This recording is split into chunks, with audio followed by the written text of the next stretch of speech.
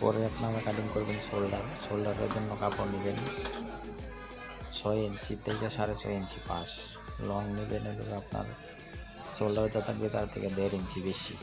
ঠিক আছে, প্রথমে কাপড়টা সুন্দর করে বিছাই নেবেন, নেওয়ার পরে নিচে দিয়ে একটা সমান দাগ দিবেন। সমান দাগটা দেওয়ার পরে আপনারা এখানে দেবেন ছোটো বডি হইলে 6.5 5.5, বড় বডি হইলে দিবেন আপনার আরও বেশি।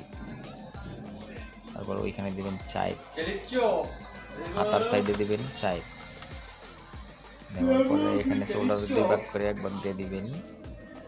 হ্যাঁ, আর এখানে দিবেন ওই লোক 200টা বেশি, মানে ওই যে সামনা পাটের মতো 200টা বেশি।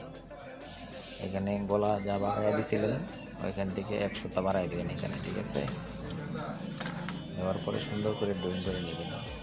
আপনারা যদি শার্ট কাটিংয়ের ভিডিও একবারে একসাথে চান, ভিডিও অনেক লং হবে, তো আমি দেব, সমস্যা নাই, আপনারা কমেন্টে জানাবেন দেব নাকি, সবারই তো মতামত আছে।